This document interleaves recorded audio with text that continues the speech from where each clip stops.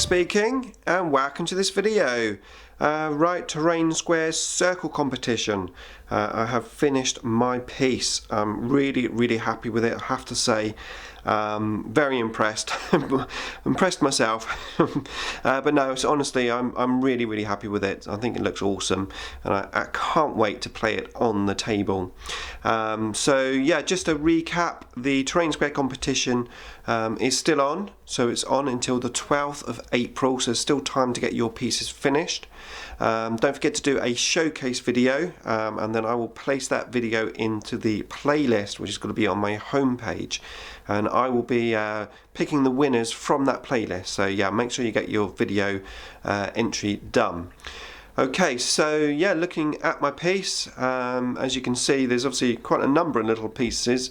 I basically started my original idea using these 3 tubes, which I'd collected up for quite some time.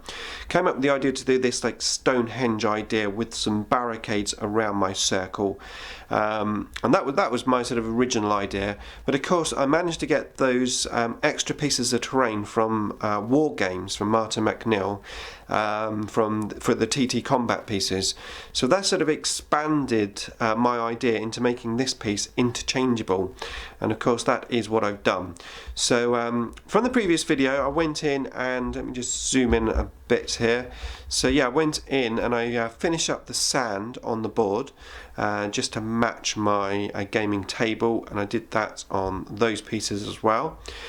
Gave everything a good coat of varnish, used some satin varnish, and then stuck in the crystals. So starting with the generators, just put the crystals in the top tube, along with in the bottom tubes there, and of course I stuck that crystal just in the top.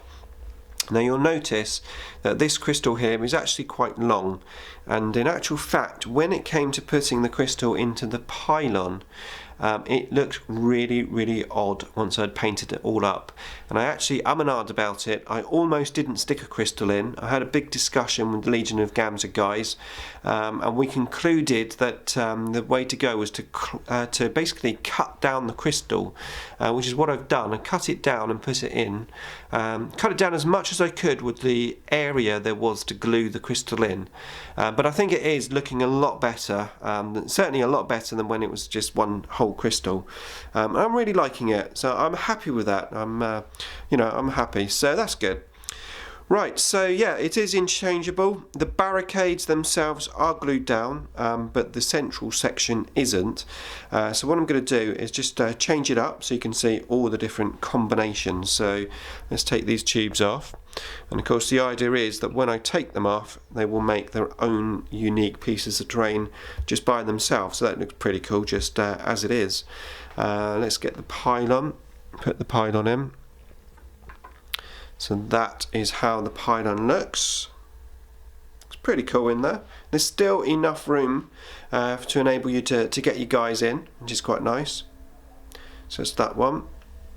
And then I think potentially one of my favourite pieces is, well, actually in the circle itself. I mean, I really like the tubes, but I think in this circle combination, if I can get it in the middle, I think that looks really cool, and it's got a lot of playable area, so you can get a lot of guys in that piece. So really liking that. And then lastly would be the generators, and the generators would go into the piece like that. And again, very workable, lots of room for the men to walk around, and I think it looked pretty cool. And of course these generators, as I previously said, I put them on 2 separate boards, so effectively I can change them around, so they can make 2 smaller scatter pieces of terrain, or I can join them together in any combination, so they could be like that, or maybe like that, you get the idea, or they could be potentially like that. That is how they are looking, and like I said, they can make 2 small pieces. So effectively I've ended up with 6 pieces of terrain altogether, which is pretty awesome. I mean, that's almost a table full of terrain just by itself. But yeah, no, I'm really happy. I think it looks great. And the pylon, of course, over there, I can use that as a piece of terrain or indeed as a pylon or a sentry pylon. I think will work as both, to be fair. It's slightly bigger than a sentry pylon, it's slightly smaller than a normal pylon, but I think, to be honest, it will stand in as both quite well. So yeah, I'm really happy, like I said. So I hope you like it as much as I do. Yeah, put your comments in the comments box below. Thanks for watching as always, and I shall see you in the next video.